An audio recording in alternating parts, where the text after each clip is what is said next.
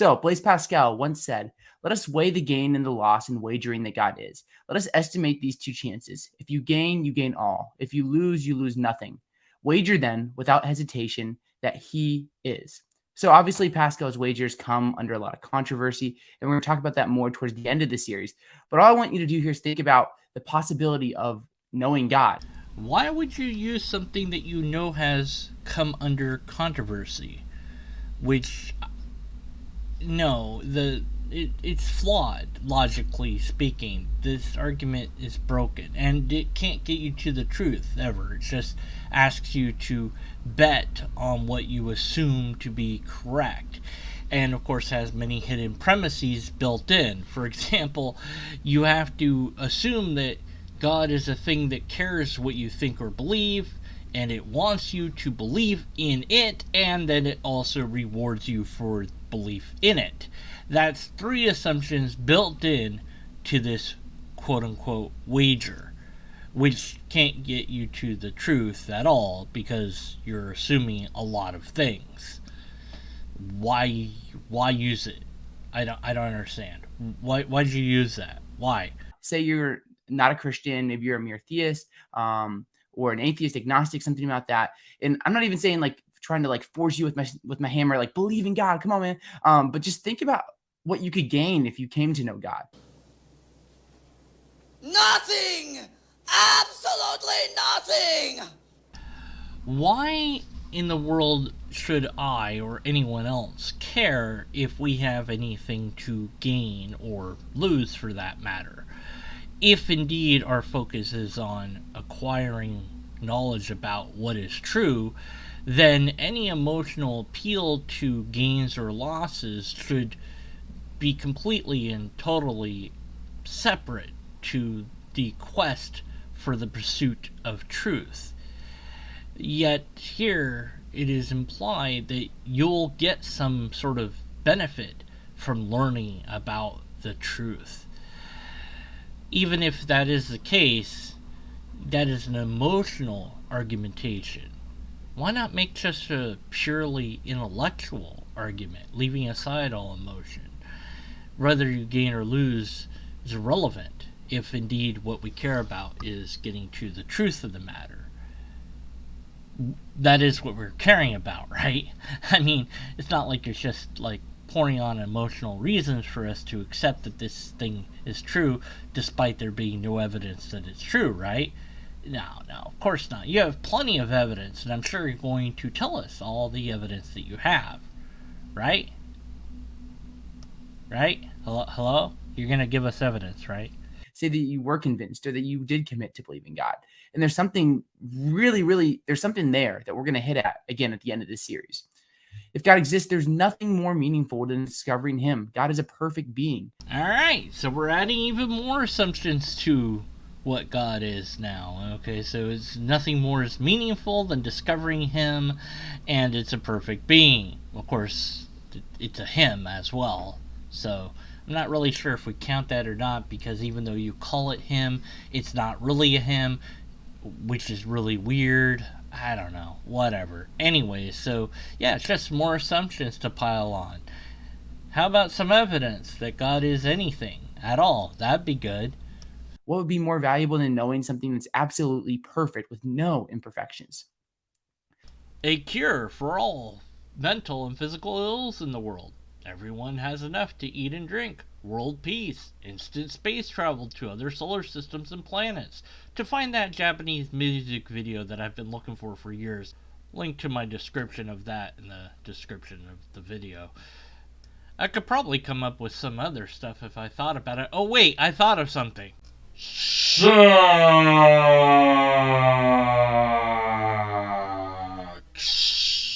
The question I want you to think about is like, would you follow the truth wherever it leads? Islam, atheism, Hinduism, Christianity.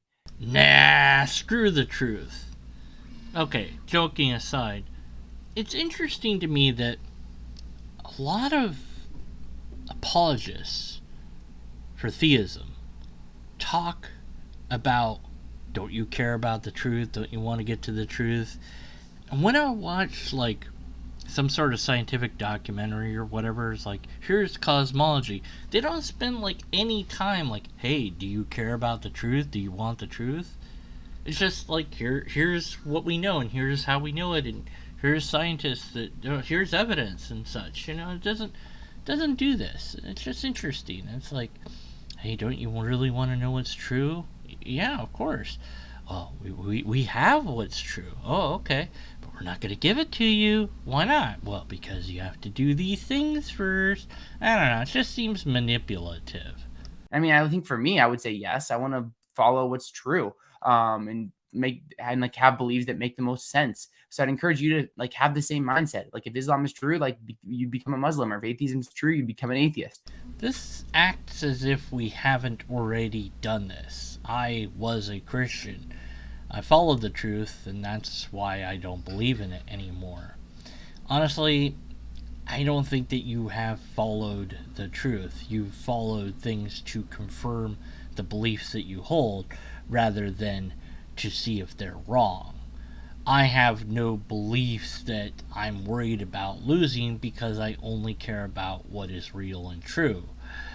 Thus, I don't use broken arguments like you continually do.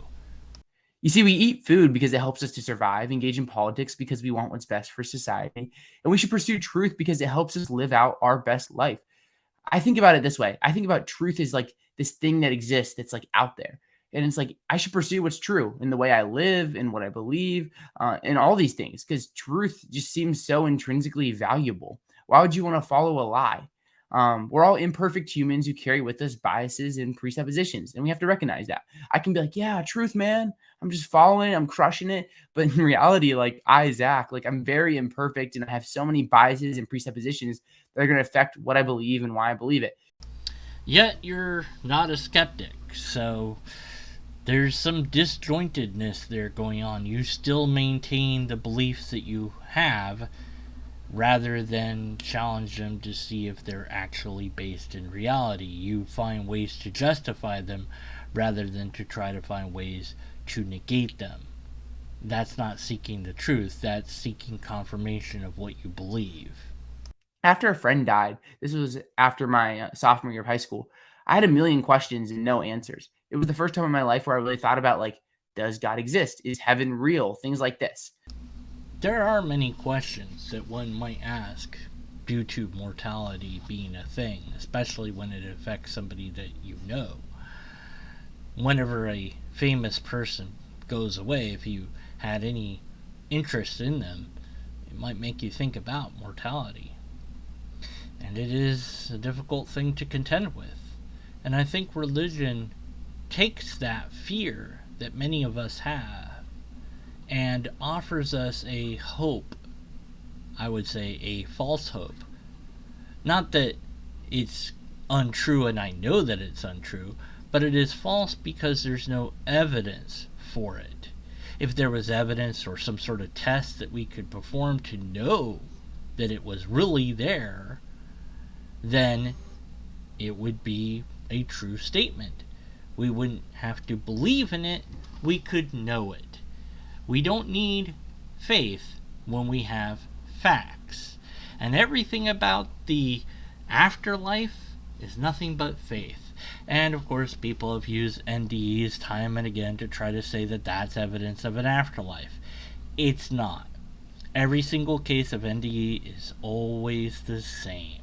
The person reports it, and there's no decent documentation. The few cases where there is somewhat decent documentation, there's no proof that they actually left their body. They have set up tests that people could pass if they did indeed leave their body, and for whatever reason, nobody has passed those tests. But there's utter silence on that because it's more fun to pretend that NDEs show you that there's an afterlife, even though that's not what they show you at all.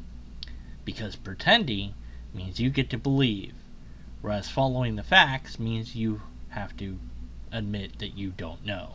And now I've been studying this for a few years and I have 10 million questions and a couple decent answers, I think.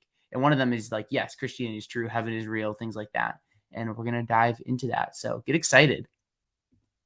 So, questioning our beliefs should be a common occurrence as seekers of truth.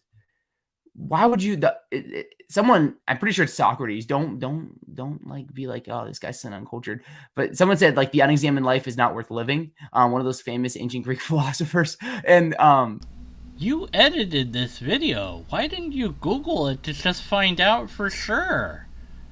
What the bleep? rose from the dead, and yeah, there's evidence for God. Then give it. You don't have it. You only have bad arguments. If you had evidence of God, you'd just give us that in a single video. You wouldn't need a series of videos doing all this dancing around. You'd say, here's the evidence of God, and that would be that. You don't have evidence. You only have bad arguments.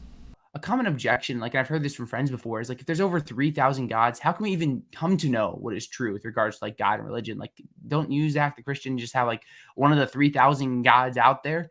And what I want to say is that we have to understand there's many theories of truth. And I'm going to throw a bunch at you, but don't worry, it's not like I understand all this stuff. But there's things like the correspondence theory, the coherence theory, realism, pluralism, the deflationary theory, and many, many more.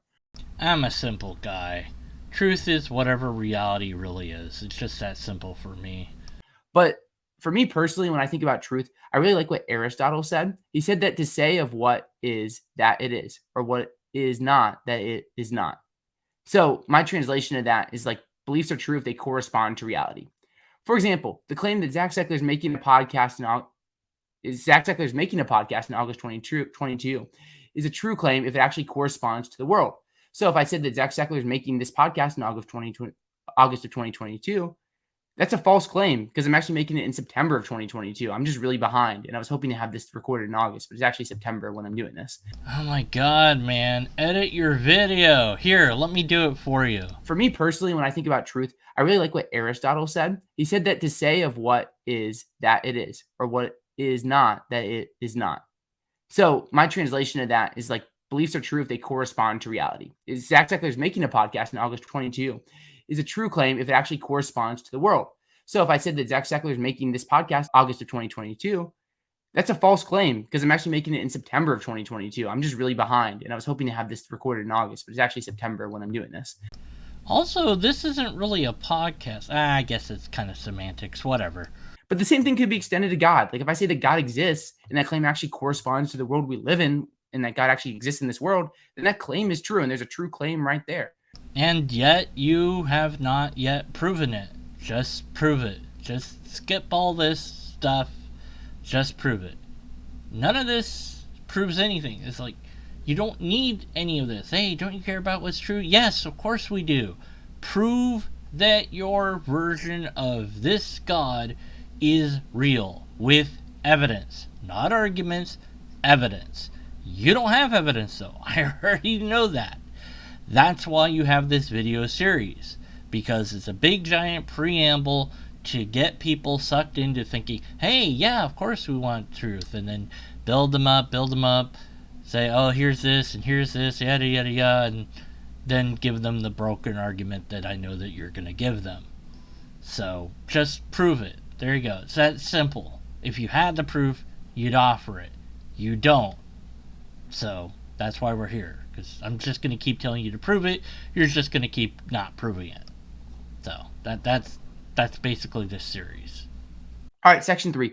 Why does truth matter? So we hinted at this, but there's questions like, is the existence of God even relevant? Why can't we just like live our life and do what we want? It doesn't seem like this like God thing is making much of an impact in like our daily life.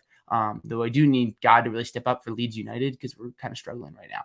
Again, simple version, truth matters because it's true or real. That's it. It doesn't have to be more complicated than that. God has to help what again? God's not going to help with whatever that is. Your efforts and energy and others is what's going to make any sort of difference in that, whatever the bleep that was.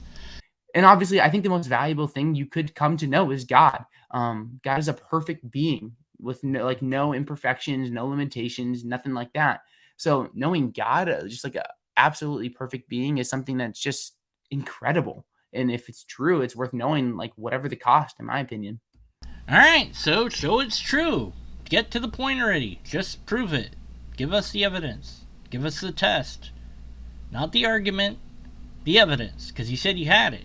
So we all know what the word evidence means. Does not mean argument. We're waiting. So section 4, how do we know what's true? We talked about like the beauty of truth and why it matters.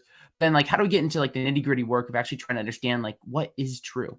So it seems to me at least epistemically possible that we could be living in the matrix. Maybe this like computer is an illusion, this podcast is an illusion. Maybe there's like some dude, some alien out there that actually put in your brain that you're watching this podcast and you just like you're actually dreaming right now.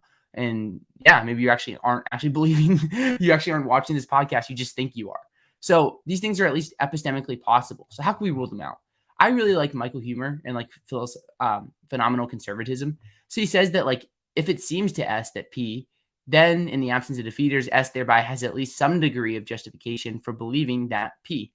So for example, if it's intuitively obvious that the external world exists, then there is some sort of justification for the reality of the external world. Not good enough, honestly. This is a very shallow epistemology, but I don't like hard solipsism, and I can't even pronounce the word correctly. Reality is real, and we perceive it good enough. And that's why, though, we have come up with this tool that we call science to help us try to eliminate the problems of human perception to whatever degree that we can do it. And still, it's not going to be a perfect thing because we're not perfect beings, and perhaps there's no such thing as a perfect being. But we're going to get darn close to perceiving the world as it actually is, and maybe it's this and maybe it's that, and that's nice, but unless we have evidence that it is, then we don't need to believe any of that. Tools. So there's 3 famous laws that are like the basic laws of like thought or logic. The first one is like the law of identity. This is going to help us discover truth. It's basically just that something is equivalent to itself. For example, A is equivalent to A. A rose is a rose. Object B is object B, not object C, D, or E. You are you. You're not a cow, a table, unless cows can listen to podcasts. And if you are, then sorry. Or me, like you're you.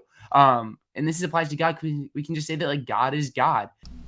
For the most part, Zach, you're getting most of the laws of logic right, but your examples, they're not that good. Or he didn't rise from the dead. Like those are the 2 options, and one of them is true, and like that's that. So it's going to remove that space for absence of belief. And I understand like at times it's rational to withhold judgment, but when looking at questions like the truth of Christianity or any religion, or like God's existence, we're going to pretty much always fall into like either it's true or it's not. Ooh, this is what I'm talking about here, Zach. It's not really a good example of excluded middle, because when you say something like Christianity, it's a very broad subject.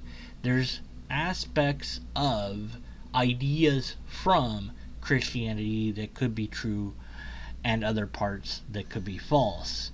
So it's not a complete binary there. Okay, section 5, how can we discover truth? So what I want to do is talk about a few tools that we can use to try to understand what is true. So first is the tool of reason. This is our ability to think and make judgments about the world.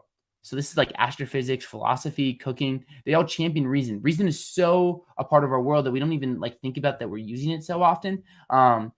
But yeah, it's just it fills our world. We can construct arguments that lead to conclusions. So for example, like premise 1, all men are mortals. Premise 2, Socrates is a man. And the conclusion is therefore Socrates is mortal. That's just like follows from the premises. And there's a conclusion. And you can't deny the conclusion that Socrates is mortal without denying a premise. Yes, but arguments still are not and will never be evidence. So you can just use like logical arguments to argue. You can use evidential arguments. And then we're also just like thinking about things like in our daily life. Like I don't think anyone's like cooking up syllogisms to try to figure out how to make like apple pie. If you wish to make an apple pie from scratch, you must first invent the universe. But we can think about like, hey, and make judgments about, hey, if I put too much sugar in it, then, ooh, that's not going to be good for this apple pie. We don't just kind of like throw things together and see what happens. Sometimes we do.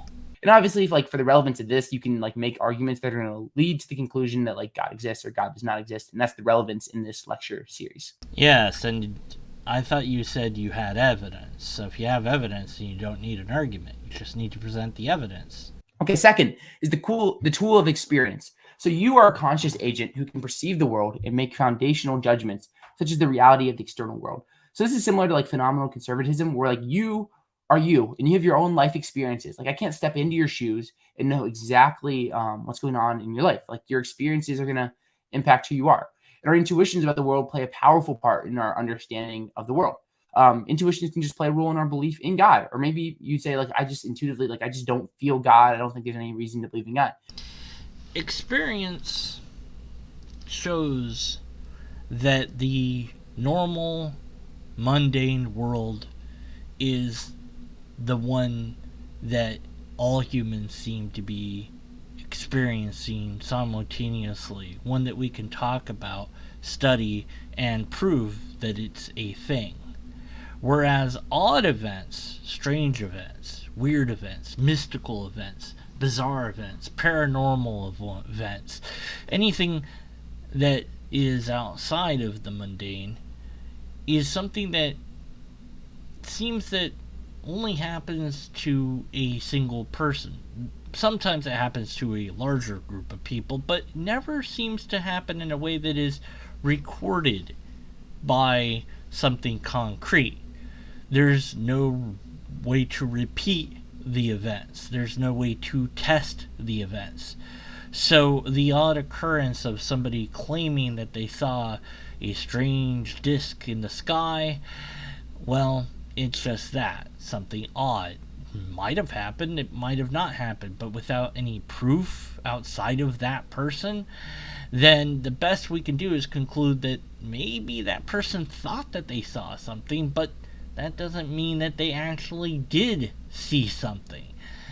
Personal experience has an extraordinary limit, and you should be extraordinarily cautious when using them at all. And perhaps, maybe, you shouldn't use them to try to determine the truth. As far as intuition goes, unless you can test it to show that it's reliable, you might want to rethink that too.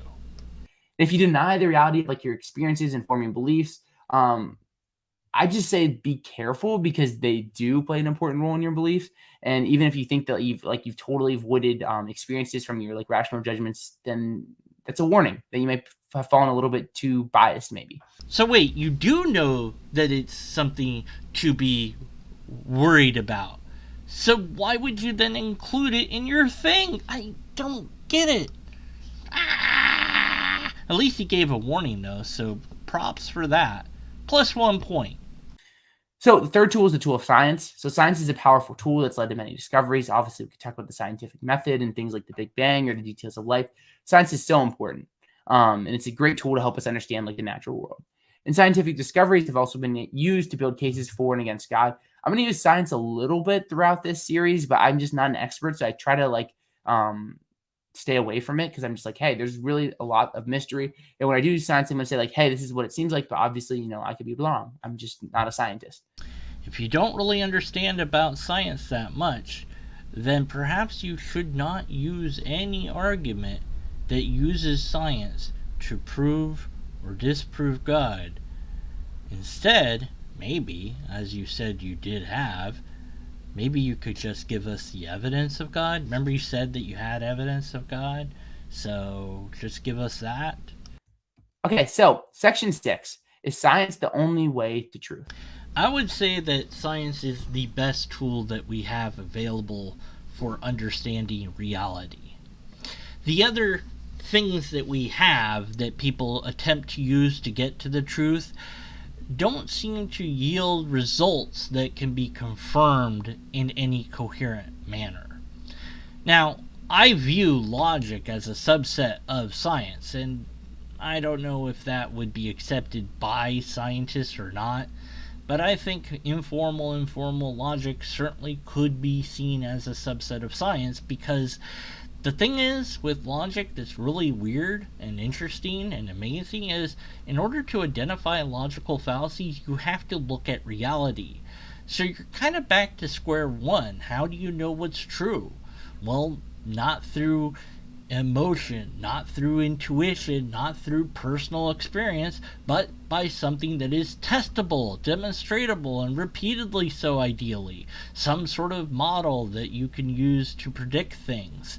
All of those things fall within the preview of science. So in order to figure out if your logic is flawed or not, you need to use science, which makes science a better tool than logic. You could use philosophy by itself, but philosophy by itself doesn't have a system. The only system in philosophy that has a system is logic. And so you're back to using science then. So it seems to me that you're kind of stuck with science as being the way to figure out if something is or isn't true, unless of course you want to argue for something that you can't prove at all. Something that you don't have empirical evidence for, something that you don't have any repeatable tests for, something that you only have an argument for. So that argument better be valid and sound, and if we can't verify that argument as being valid and sound utilizing science, then there's going to be multiple logical fallacies in that argument. But that's okay, because you said you have evidence of God. So I guess we'll see that evidence in your second video because you didn't offer it here in this video. Look forward to seeing your evidence of God. I'll see you next time. The rest of his video is more stuff that I don't feel like covering, so we're done. See you next time! Yeah, scientism, blah blah blah blah. Whatever. Nobody really uses scientism, but they all love to do this construct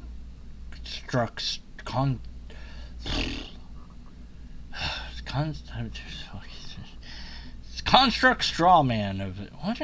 Yeah, I say construct straw. I mean, I could just say straw man, but construct straw man is like really cool because like you constructed a straw man. It's a little bit different than just straw man. It's like we know they fabricated it and stuff. What? You're still recording? I'm still recording? No, I'm not. I'm done recording. I said I was done. I said goodbye to everybody. I was like, I don't want to deal with none of this nonsense. He's just recapping stuff. I fast forwarded through all of it. There's nothing more to say. I'm done. Oh, wait, I am still recording. Wow. I'll just edit it out later. I won't forget. Don't worry about it.